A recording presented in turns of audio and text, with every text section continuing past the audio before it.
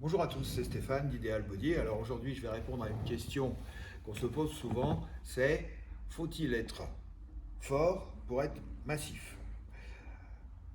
Souvent on entend on peut être très fin et très fort, on peut être très musclé et pas fort du tout, c'est de la gonflette, il est pas fort, etc. Donc on va rétablir la vérité là-dessus. Alors déjà, on peut être fin et fort. Il s'agit de force relative. Hein. Deux personnes taillées à peu près pareilles peuvent être d'une force différente. De la même manière que deux personnes costauds peuvent être d'une force différente aussi, même s'ils ont le même poids, la même silhouette. Euh, Par contre, quelqu'un qui pèse 100 kg sera toujours capable de soulever plus lourd que quelqu'un qui pèse 60 kilos. Ça c'est indéniable.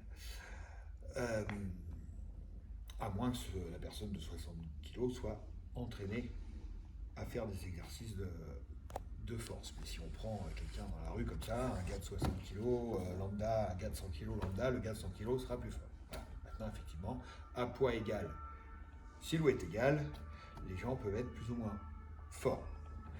On parle là de force relative. Maintenant, la question à laquelle je veux vraiment répondre, et la question que se posent tous les pratiquants, au moins débutants de musculation, c'est est-ce qu'il faut que je prenne lourd, que je prenne de la force pour prendre de la masse musculaire?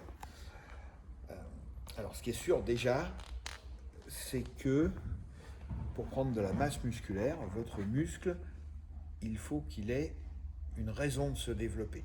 Donc, il va falloir, pour lui faire comprendre qu'il faut, qu'il est nécessaire qu'il devienne plus gros, plus massif, eh bien, il faut lui donner une stimulation. Et cette stimulation, c'est soit une augmentation régulière de la charge, du poids, soit une augmentation de l'intensité. Alors, on va voir comment on peut augmenter l'intensité. Euh, alors, oui, il faut être au minimum un peu fort et prendre de la force pour prendre de la masse. Hein. Euh, on parlait, euh, on parlait il y a quelques temps de la gonflette. La gonflette, je ne vois pas très bien ce que ça veut dire, c'est assez indéfini. La gonflette, ça voudrait dire faire gonfler un muscle de sang, par exemple, hein, ou d'eau. Je vois pas quoi d'autre, hein. Ça va pas être de l'air, ça va pas être du gaz, ça peut être du synthol, hein, une substance qu'on peut s'injecter, hein. Maintenant ça existe, mais on va pas le gonfler avec autre chose que du sang. Et alors, ça peut marcher, hein, on peut le gonfler avec du sang en faisant des séries longues. Simplement, le sang afflue dans le muscle grossit pendant 10-15 minutes, et après, il reprend son volume initial. Donc, je ne sais pas si on entend ça par gonflette ou pas, mais sinon, quand vous voyez un gars avec des muscles volumineux et saillants dans la rue, ça ne peut pas être de la gonflette, à moins qu'il se soit injecté du synthol à l'endroit où il veut paraître musclé. Mais ça se voit, ça fait tout bizarre, tout pas naturel, tout flasque. Donc, la gonflette, ça n'existe pas. Ça veut dire que forcément, quelqu'un qui est musclé, massif, il a développé sa force et il est passé par le travail avec des charges lourdes. Alors après, il y a plus ou moins lourdes. Hein. On peut travailler plus spécifiquement en force en faisant des séries entre 3 et 6 répétitions, entre 1 et 6 répétitions même, où là, on va développer un peu moins le volume musculaire, même beaucoup moins, mais effectivement, travailler son aptitude à lever des charges plus lourdes.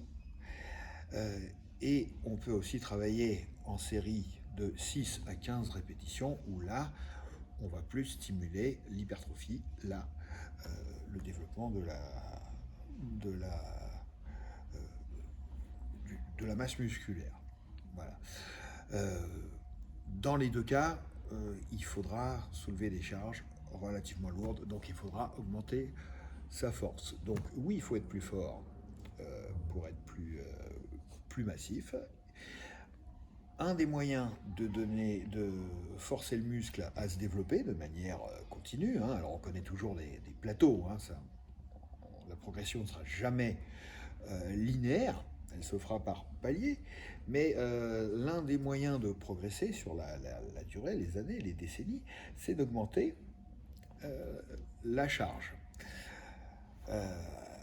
Alors il y a un moment, quand on développe quand on augmente la charge, on ne peut pas soulever une tonne au développé couché. Donc il y a un moment, la progression en force va s'arrêter. Donc il faudra trouver d'autres moyens de stimuler le muscle pour qu'il continue à se développer. Donc là, il faudra trouver des techniques.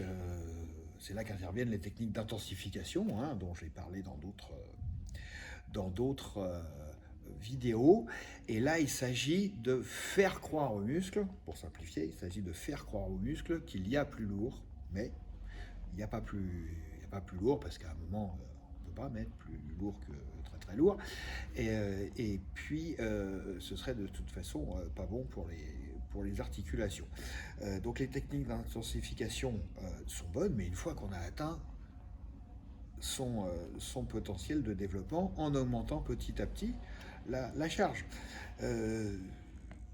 Donc, après ce que je viens de vous dire, là, pour résumer, la réponse à la question « Faut-il prendre de la force pour prendre de la masse ?» La réponse, elle est clairement oui, bien sûr, il faut. Et il faut prendre de la force progressivement, c'est en augmentant progressivement, hein, au fil des semaines, des mois, la charge, mais alors très doucement, en augmentant la charge, donc en augmentant sa force, que le muscle va comprendre qu'il faut qu'il se développe en masse. Mais alors, l'astuce pour ne pas connaître de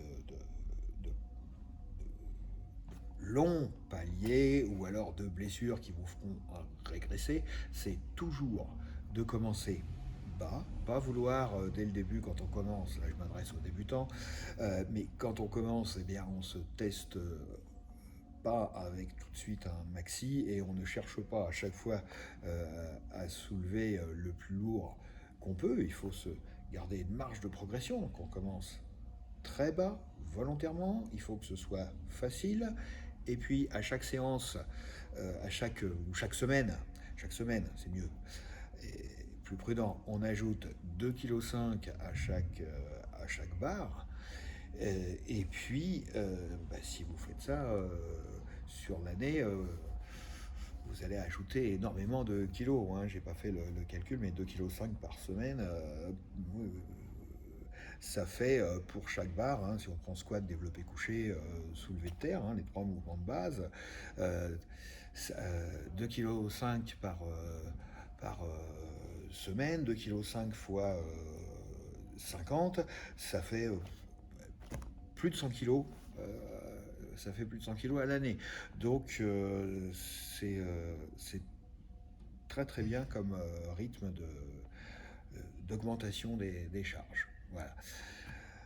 Voilà, j'espère que j'ai répondu à la question est-ce qu'il faut prendre de la force pour prendre du muscle. C'est oui, bien sûr. La gonflette, ça n'existe pas.